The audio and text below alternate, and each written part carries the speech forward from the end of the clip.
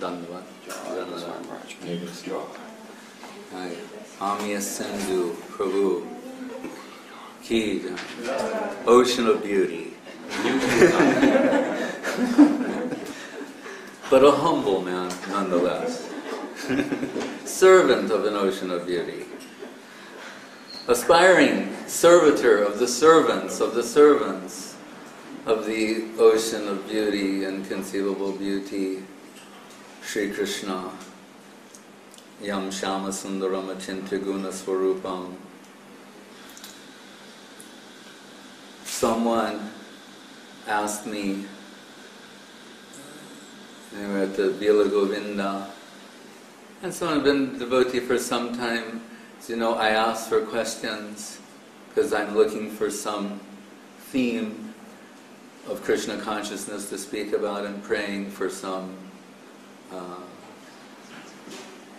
inspiration and to be a servant of what it is that our Guru Varga wants to reveal. But I asked some questions, and sometimes devotees are a little whimsical and said, "Why is Krishna blue?" And someone had been a devotee for so long. We expect maybe the child will ask that question, or someone new. I said, "Why is Krishna blue?" And I thought, I had to think about that should I take this question seriously? And I suppose on some level it is a question. I had to talk to myself internally to not lose my temper and realize, if I can become settled and think, it's a legitimate question, we shall have to answer that. And this sloka from the Brahma Samhita came to my mind. Because everything must be there. If I could get beyond the ego level of being annoyed, then I can understand whatever anyone may say, think, do, whatever. Guru Maharaj will say, you can trace it back to the center of the infinite. Like the central conception of the infinite. And that always means Krishna, Radha Krishna, their Chidlilamritam pastimes, divine abode, forms, etc. And the Brahma Samhita sloka came to my mind. Last night on Yasinda Prabhu, you were reminding me of former times.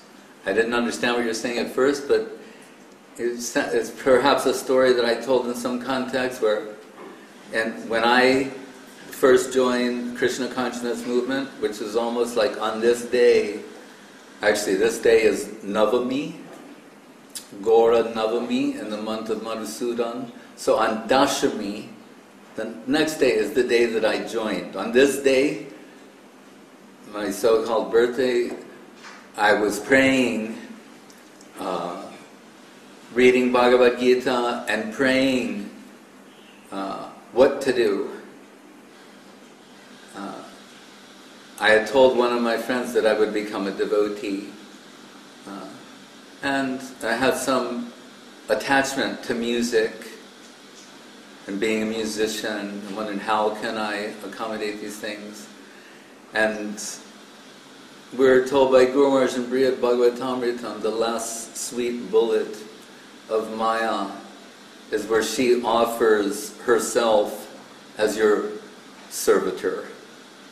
When you're frustrated with the lack of control in your life, in the world, in existence, then Maya comes before and you want to get free from that, liberated from that, and leave the world, seeing that you're determined to leave, then she comes very sweetly in a form very beautiful and not unlike Krishna's beauty, and says, "Where are you going?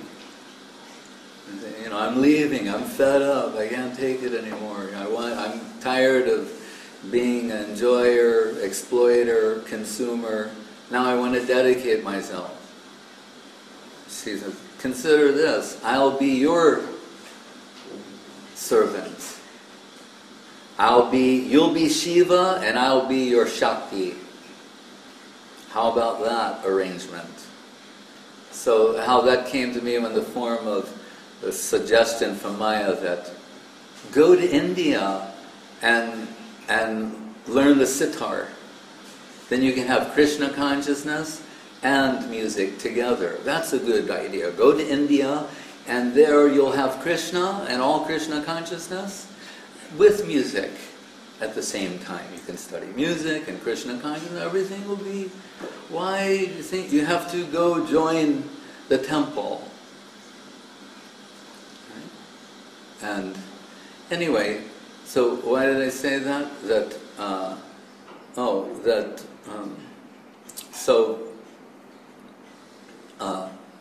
When in those times when we're newly joining Krishna consciousness, Prabhupada liked that the devotees, he had said, had 24 hours engagement in Krishna consciousness. And said sometimes the mothers and fathers, the parents, would, when they visit the children at the temple, they would say, I couldn't get them to do anything at home. And now I see they're 24 hours a day engaged. But they were thinking it's a miracle. And that would give a lot of joy to Prabhupada. And people, my parents included, they thought, he does better in Krishna consciousness than he does outside of Krishna consciousness. So they were happy, just stay in Krishna consciousness. But that idea of having seva incessantly, where there's hardly time for anything else, which is really the best way to be. I don't claim to be that way, but I remember that as you reminded me. So we had alternating duties. Everybody had to do everything. So sometimes your seva, because even though it was later to become the largest temple in ISKCON, Los Angeles, there were times when there was nobody there. I remember being the only person at the temple in the afternoon sometimes. Think of it. Those who know something about LA, where there ended up being 500 devotees. Sometimes there'd be one person there in the afternoon, mopping the floor, sweeping, cleaning, while everybody else was doing Harinam or things like that. So one of the seva, sometimes, we always mop the temple room floor at the end of the evening. So it'll be all clean when everyone comes from Mangalarati in the morning. But because we're a little sleep deprived, sometimes you mop the floor in the evening, then you put the mop down, and then pay your dandavats as you're getting ready to leave, and then in the morning the door would open, the pujari would come, and you'd realize it's time for Mangalarati, that you never made it out of the temple room. So when I was telling Amiya Sindhu Prabhu that I was more dedicated when I was younger. But that's a story, you could hear many devotees tell something similar to that. But Prabhupada, he liked that. So the reason I'm saying this is because sometimes in the afternoon, doing similar seva, we would be told that, like, if you finish everything quickly, then you can read. So reading's it's considered a luxury. And one book we're very mystically charmed to was the Brahma Samhita from Srila Saraswati Thakur, Srila Bhaktisiddhanta Saraswati Thakur, with his introduction and then the translations from his disciples under his order. So if we finished early, you could read that book, and it's kind of humorous in a sense. If you think, someone newly connected to Krishna consciousness, I was 19, you're trying to read the Brahma Samhita, but isn't that the way it is? That's the book you'll pick. So I'm looking there, to the materialistic demeanor cannot possibly stretch to the transcendental autocrat who is ever inviting the fallen conditioned souls to associate with him since time immemorial. And we're going, wow. Just the language of it all, and we were, just the vibration of it all, the language of it all was somehow very mystically charming and reassuring simultaneously.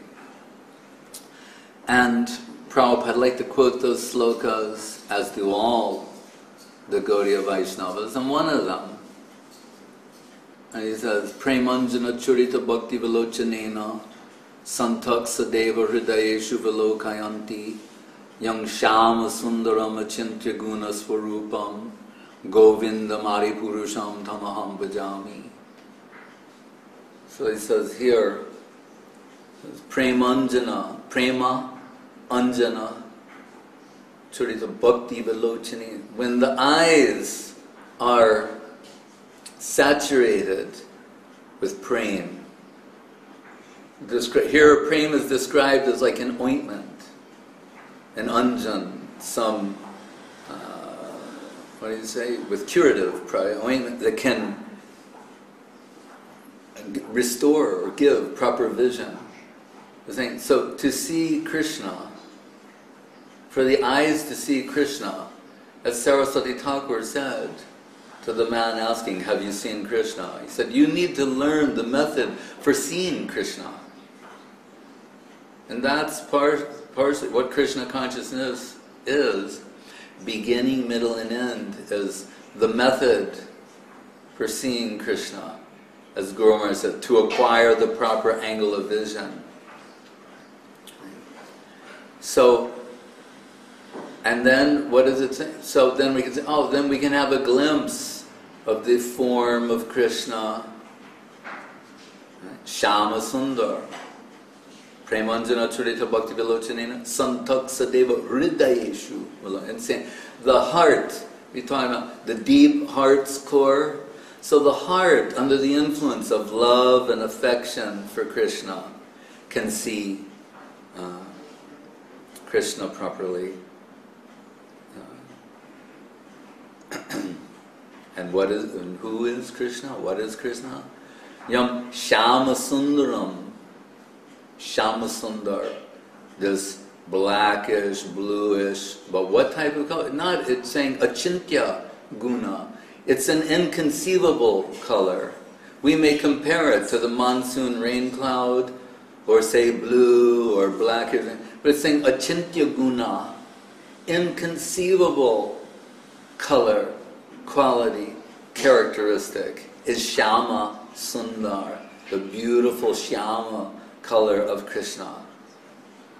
Young Shama Sundaram Achintya Guna Swarupam, in that divine form.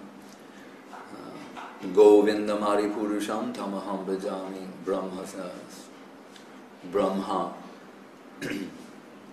the founder, in that sense, the Adi Guru, founded Brahma, Madhva, Gaudiya, Sampradaya, who, and the artists came to Guru Maharaj to ask how to portray, and preparing for a publish an edition of Brahma Samhita. They're asking Srila Guru Maharaj how to conceive of certain things that are described there. Some of them, Srila Guru Maharaj said, that is not, we're forbidden to speak on these subjects. They're esoteric to the point of forbidden discussion.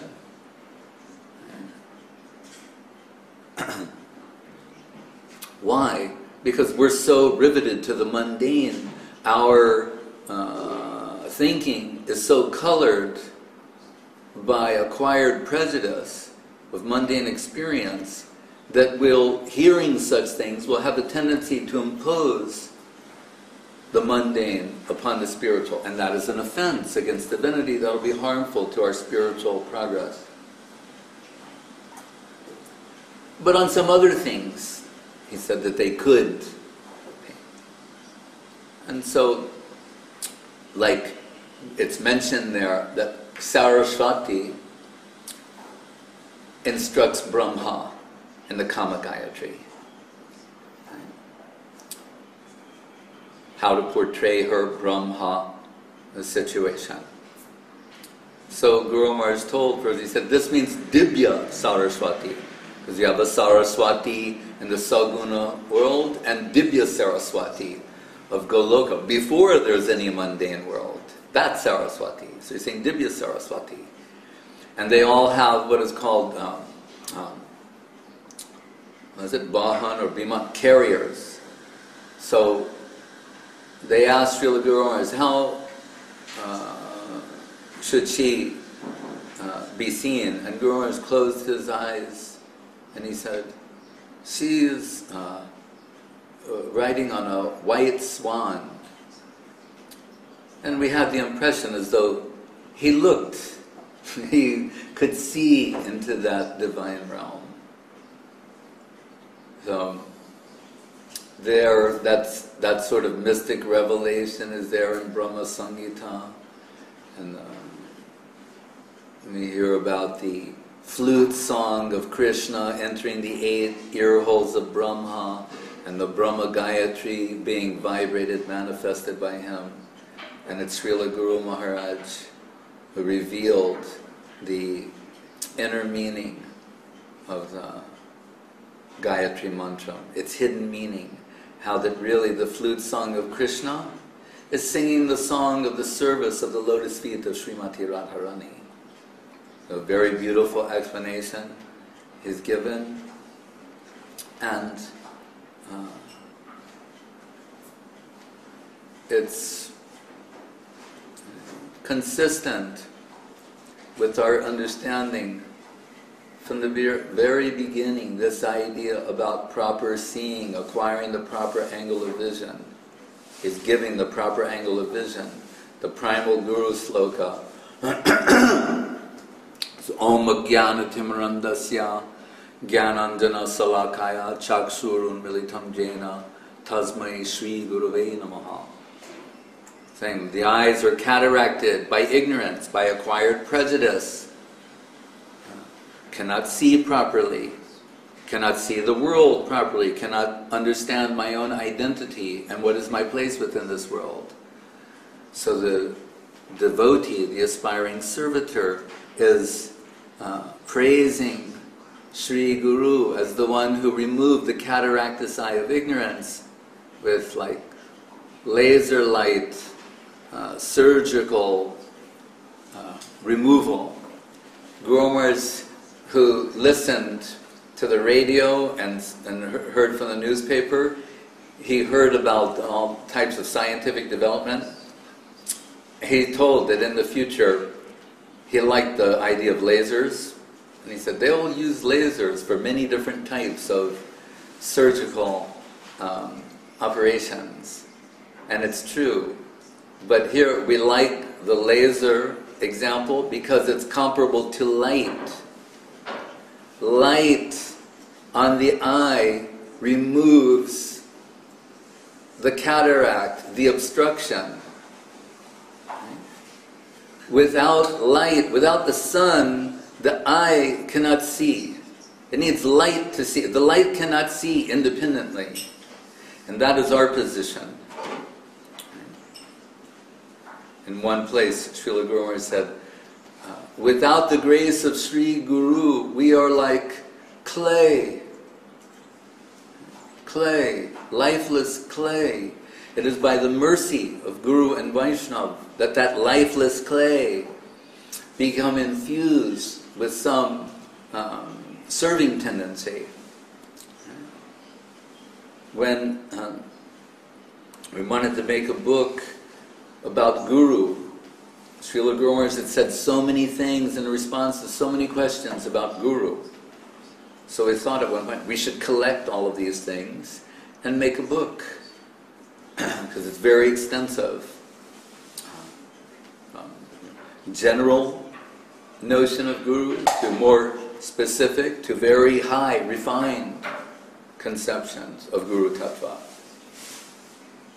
So I was thinking what to call this book, but I was thinking from a point of view of like marketing hook, like something, if someone saw that, they might think, oh, let me see what's in there.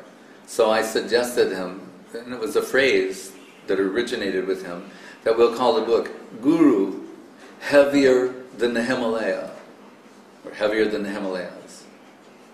And I thought, this will be really good. If I saw a book like that in a bookstore that Guru Heavier Than the Himalayas, I'd have to pick it off the shelf and at least look through it. So that's what I was thinking. And Guru Maharaj said, no. He said, that is a partial conception. So even though that saying originated from him, he said, that's a partial conception. And I said, well, what would be the full conception?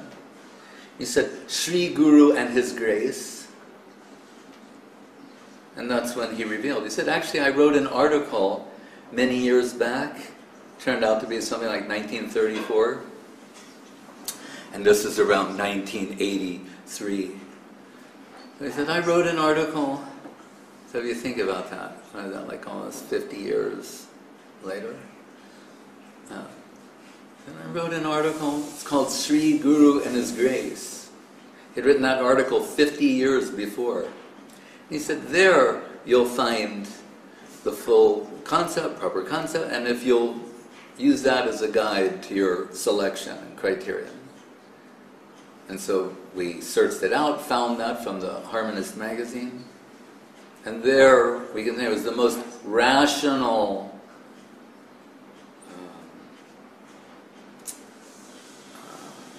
explanation or case made for the acceptance of Guru. Beginning with Srila Guru Maharaj telling, to err is human, to err is inevitable for all being not perfect. Still, there is an element within us that seeks perfection, but it's very weak, otherwise we would have achieved it by now. It's very beautifully presenting this notion. And you think, so this tendency, recognizing our own shortcomings, and this is the foundation of spiritual life, spiritual aspiration, is recognizing our own deficiencies, a candid assessment of our situation. So recognizing our own imperfections, right? But realizing that this element within us, in the midst of so much imperfection, that seeks perfection, is something very valuable, that tendency. So even in the midst of so much imperfection, there's this tendency to search for perfection, the ideal, the absolute. And he says, that tendency, he said, it's weak. As we told, Jiva's an impoverished Shakti. She needs to gain some wealth, some capital from a superior servitor, Ashraya Vigraha, Chit Shakti. Right? Come under their guidance and influence. He said, so this tendency to seek perfection is very weak, otherwise we would have it by now. We would have attained it. But, he said, so that's the nature of the finite, is to be subjected to imperfection. But that, and it points to the need we have to address that, to fulfill that, is beyond ourselves, is outside of ourselves. He said, so that makes room for the Guru, or the guide, which is the functioning principle of divinity, revealing himself in this world. And here Guru Maharaj says, and the perfect must, by dint of being the perfect, the means for revealing himself is something native to himself. Right? It's the infinite who can make itself known to the finite, as Guru Maharaj said. Otherwise, he's not infinite. And therein lies our prospect. And that's the beauty, mysterious charm of Krishna consciousness, is coming in connection with the infinite, the Supreme Lord, the Supreme Absolute Truth, reality of the beautiful, by connecting with his agent, divine agency, Sri Guru, the divine guide. Because, and Guru Maharaj deals with this also there, he said, one might think, well, you can get all this internally.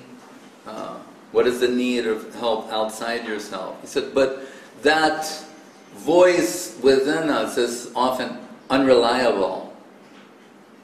We cannot discern the voice of God, the voice of divinity, from our own speculative imaginings or wishful thinking or selective remembrance. So very mercifully, Krishna comes before us as the guide or the Guru to guide us from the world of imperfection toward the world of perfection. And by activating us, our serving capacity. So, Srila Saraswati Thakur, sometimes Srila Guru Maharaj mentioned, that he, extracted from the teachings of Bhaktivinoda Thakur, there's so many teachings there, but this essential principle of the necessity for superior association. That Krishna consciousness is transmitted through association and service. So he became the Gaudiya Math, and later so many institutions are descendants of that. But that was his idea, to create a place where people could get good association. Right? Bhaktya sanjataya bhaktya, because bhakti alone is the cause of bhakti. Nothing else will give it to you. Nayam atma pravachanena labdyo namedaya na bahuna srutena tame vaisha tena vivrinute tena labhyas tashaisha atma vivrinute tanum swam. Krishna, not nayam atma pravachanena, not by talking about it to the extreme, pravachanena labdyo namedaya, by being exceptionally intelligent. Bahuna srutena, hearing so many things, reading so many books. Bahuna srutena. But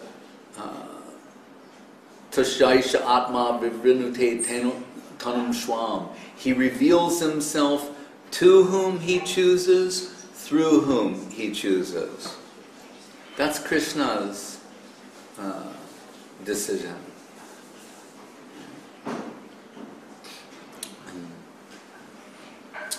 So, our good fortune is to come in connection with the holy lotus feet of His Divine Grace, A.C. Bhaktivedanta Swami Prabhupada, His Divine Grace Srila Bhakti Rakak Sridhar Dev Goswami, His Divine Grace Srila Bhakti Sundar Govinda Dev Goswami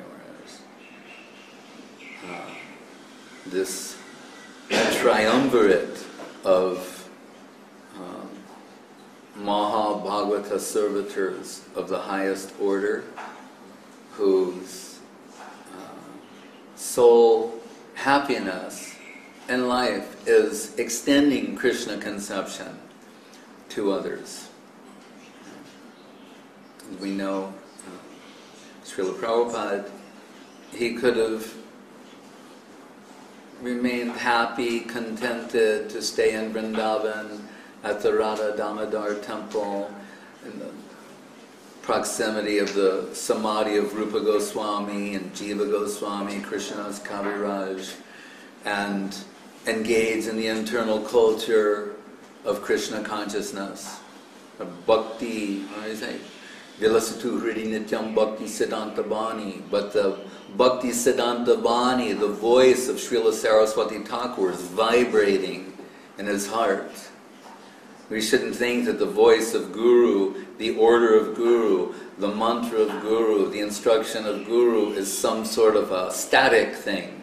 Oh, I was initiated, 20 years ago, 30 years ago, 40 years ago, any years ago. But rather, Guru Maharaj says, Vilasatu Hridi Nityam Bhakti. It's eternally vibrating in our hearts. The words, the message, the order of Srila Saraswati Thakur.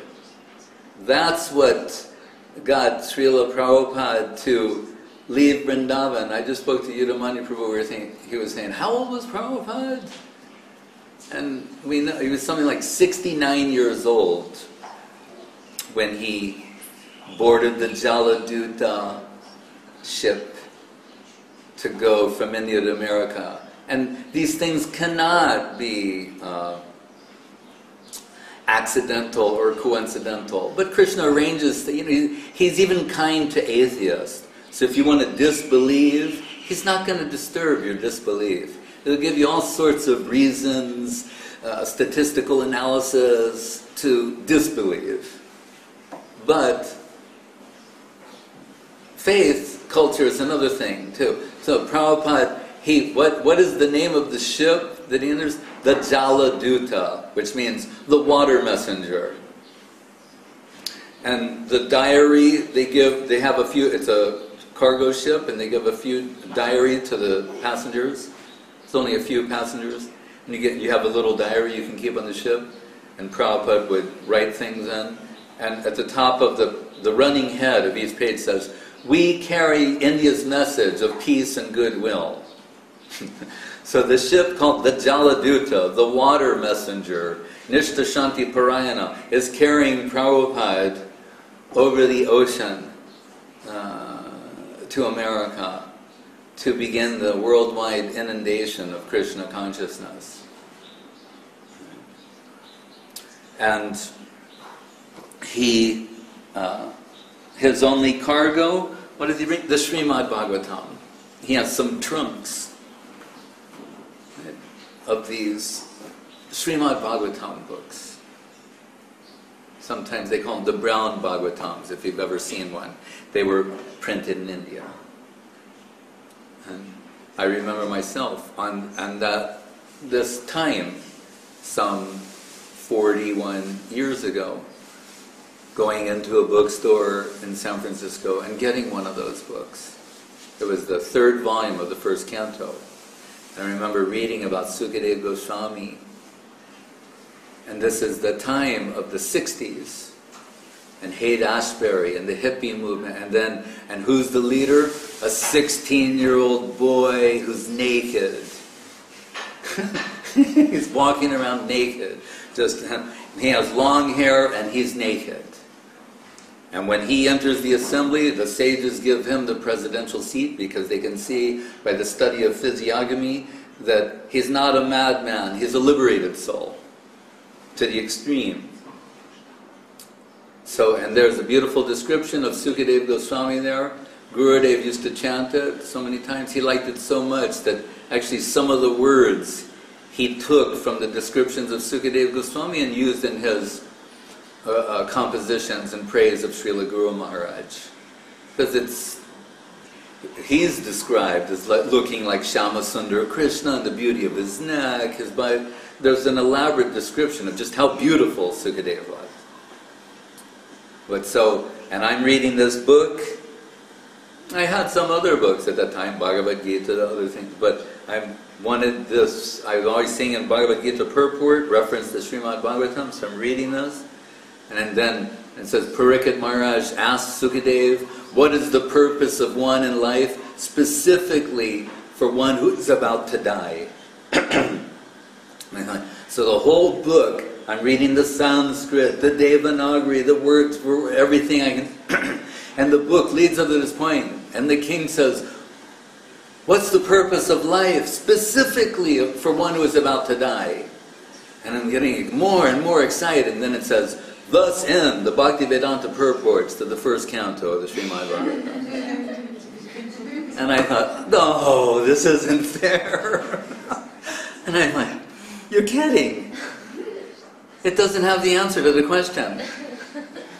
I went back to the store and I said, like, do you have like the next book? And he said, oh, well, these are used books. And I said, sir, you have to be kidding. It leads up to this big question. You don't have the next book that answers the question? He's like, you know, don't give me a hard time. I just work here. You know?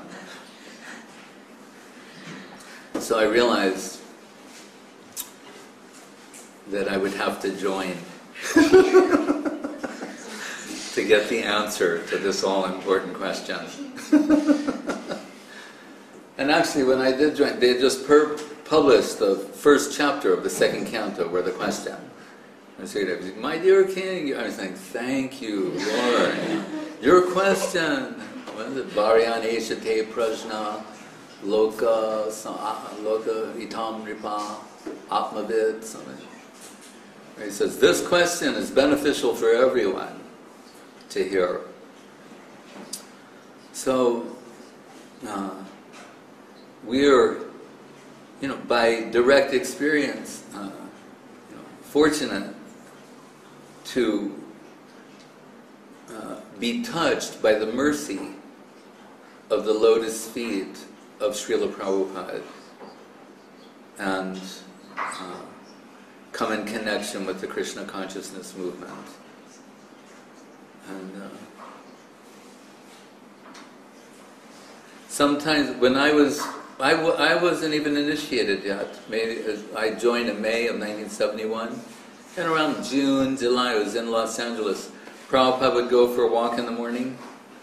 When he would come back, around 7 o'clock, we'd all be waiting with flowers. We'd each have a flower. And Prabhupada would come, you know, and we'd hand him a flower. And he'd accept the flower, and then he'd give you a flower. We didn't know so much about protocol or things, but that was nice. Hand him a flower, he'd accept your flower, and then give you a flower. And sometimes Guru Maharaj, Gurudev, they said that really the disciples, they shall be considered like flowers, like flower offerings to the lotus feet of Krishna. Gurudev, I remember once on his veranda in Kolkata, so many devotees were coming, maybe for the annual festival of some sort, and his veranda was now filled with so many, and he would look out and see, in that small space, 80, 100 people, and he was overwhelmed. They were expressing so much appreciation for him. But he was saying, on this particular occasion, he said, you're all gifts of Srila Guru Maharaj. And that picked my remembrance. Oh, you know, we heard from Srila Prabhupada Maharaj so many years ago that a Maha Bhagavata Guru doesn't see anyone as a disciple, and later confirmed by Guru Maharaj. He said, rather sees them as Vaibhav, or extensions of his own Guru. Right? As when Saraswati Thakur first encountered Bhaktivilas Tirtha, Kunja Babu, and maybe Saki Babu and Sonali. They were, on the time of the disappearance of Gaura-Kishoras Babaji Maharaj, Saraswati Thakur going across the water, they were sent looking for Gaura-Kishora's only known disciple, and Saraswati Thakur said he saw Gaura-Kishoras Babaji Maharaj coming to him. But these were his future disciples. So he saw them not as disciples, but as Vaibhav, extensions of Gaura-Kishoras Babaji Maharaj. And there was an instance where a devotee named Bhagavat Janananda, some particular Mahat, a disciple of Saraswati Thakur, he left the world, and then Saraswati Thakur was found to be lamenting and crying. And the devotees were wondering, Prabhupada, what is wrong? And he said, Bhakti Vinod Thakur came to me and I could not recognize him. So he believed that Bhaktivinoda Thakur, through that man, had appeared to him. And he said, and I couldn't recognize him, and now I'm here lamenting. And he then named one Gaudiya Mat, the Bhagavat Jana Nanda Mat, Bhagavat Jan Gaudiya Mat, in honor of him. So, Srila Guru Maharaj reminded us that we may think the position of Guru is one of, how do you say, master. We say the spiritual master, Prabhu, the Guru.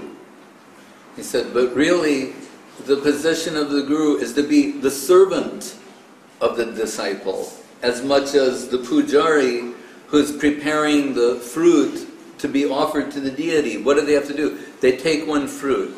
A fruit comes into their possession. They're the servant of the fruit, not the master of the fruit. The fruit has come to them. They think, this fruit needs to be cleaned, and then peeled, of these, and then fit. Then it'll be fit to be offered to the deity. So the service of the Guru is to cleanse the impurities of the disciple, and then gradually through proper instruction and infused spiritual conception, those layers, karma and gyan, they are peeled away, and then the golden servitor is revealed, who's fit to enter the serving group of the lotus feet of Radha and Krishna. That's the service that is performed. And Srila Saraswati Thakur, we've heard that he was saying Dashoshmi. First of all, calling his disciples Prabhu, which means Guru. Prabhu, we think, oh, you call everyone Prabhu, it meant Prabhu. No. It actually, if you want to understand what the word means, it means Guru. Only Guru is called Prabhu. Why we're telling everyone such and such Prabhu? Because Saraswati Thakur saw his disciples as Prabhu, as Guru. And he said, and if ever the time comes where I'm chastising them, like, I'm the Guru, and listen to me for your own benefit. He said, if that type of mood comes, he said, that is my pralap. Pralap means delirium. He said, sometimes I become delirious, thinking I'm the master and you're the servant. But that's a delirious condition that should come infrequently. That normally, I'm seeing myself as your servant. Dashoshmi. And we might think, oh, we're being told this. Like, these are stories that are being handed down. Self-serving stories that are being handed down. Don't think like that. The fact is, it's true. We think how to readjust and readjust and readjust ourselves to the point where we can come and understand these things are true. They're not stories. They're the truth. The truth is being extended to us. And it's only being limited by our disbelief or causeless unwillingness to believe. That expression sometimes probably used, a causeless unwillingness. Where does it come from? Guru Maharaj called the anti-Krishna tendencies we have acquired. Where do they come from? It's so unfortunate. But our good fortune, Bhagavan Jeev, is to come in connection with the lotus feet of Guru and Vaishnava. That all good fortune. And Guru Maharaj said, that at the end of that Sri Guru preface, that he said, when the gentle hand of Sri Guru wipe away all the tears of the suffering souls in this world. That is why Krishna is manifesting himself to us as Guru. Once someone said, well, doesn't Guru suffer sometimes from accepting the sins? Because after all, the Guru is a jiva. Guru Maharaj said, the Guru is not a jiva. He's not. He said, Guru is not jiva. Guru is Krishna. His divine agency descending through the inspired side of a particular Vaishnava. But don't think Guru is a jiva. Right? What do we sing in the song? Sakshad Hari Tena Samasta Shastre. Directly. You have to see directly Krishna. Don't look to the background. Nagna Matrika Nyai. Think, oh, my mother was once a naked girl. That won't be good. No mother will tell her, yeah, that's how I want you to think. When you think of me, when you think of mom, no. We see as mother, the nurturer, the one who's, nurturing us. And Guru, divine agency, descending through a particular agent. Sakshad Haritena Samasta Shastre. That's the top of Yateva. Then we're told what? And on a closer examination, Kintu Prabhoya Priya Evatasya. Prabhu Priya, Achyuta Priya, means Radharani herself. Who can reveal Krishna but Radharani? They say, well, Krishna's will has to be there in the background. That's true, but what will be the agency? Radharani. Guru said, Radharani, faith is the halo of Radharani. It means Radharani reveals who is Krishna. Radharani reveals the service to Krishna. Hare Krishna. That first temple I walked into was called Sri Sri Radha Krishna Temple. And I thought, well, this is interesting. They're saying Krishna, he's God, but before Krishna comes Radha. So it's a Sri Sri Radha Krishna Temple. This is very sweet. And they're not just saying the name of God. They say Hare Krishna. They take the name of Radharani first and then say Krishna's name. This is very sweet and charming and profound and real. It's the way.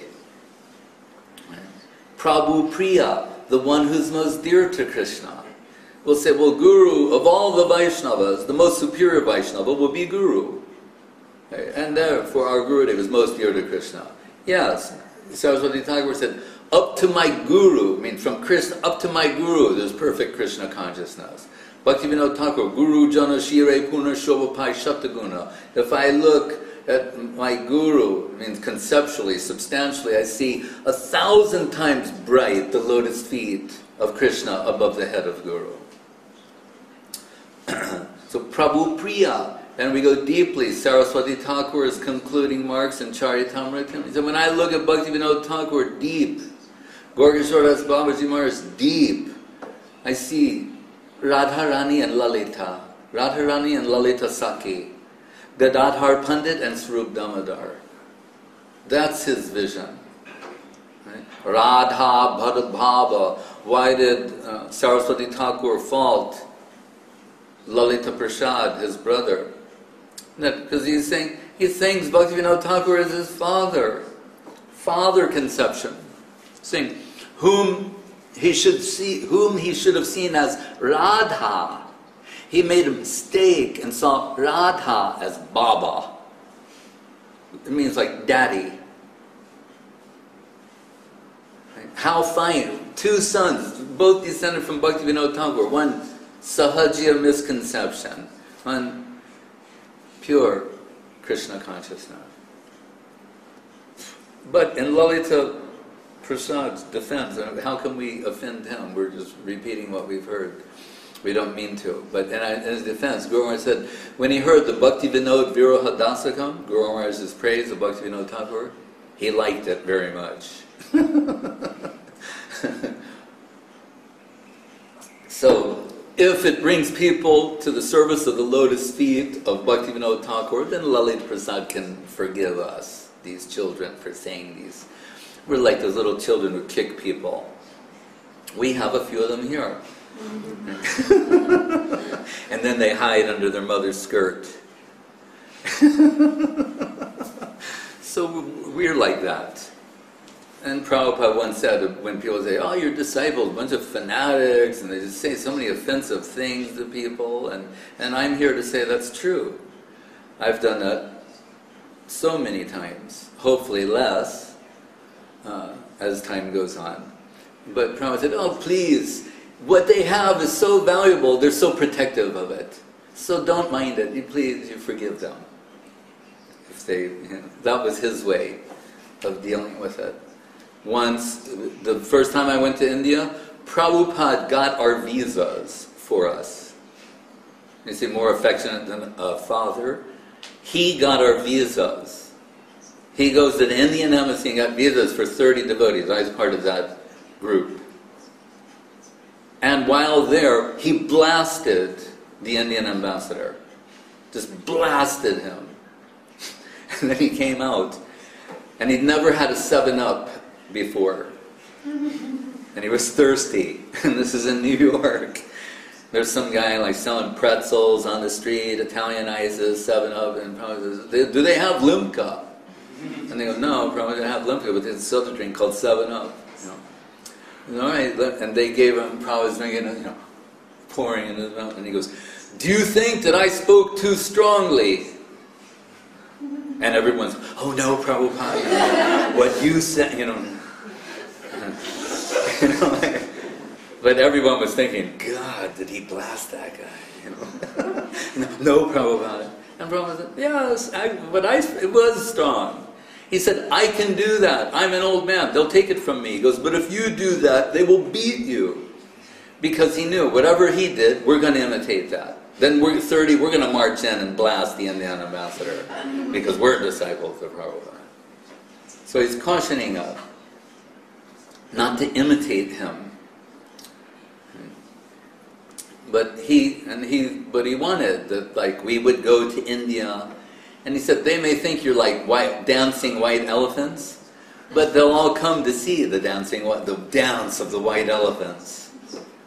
Like Janardhan Maharaj was there, and so many other, Sagar Maharaj, and the people, they would listen from us. They're going away from their culture, but seeing these young, middle-class, aristocratic white kids from America, they're taking to Krishna consciousness, then they think, we better look at it again.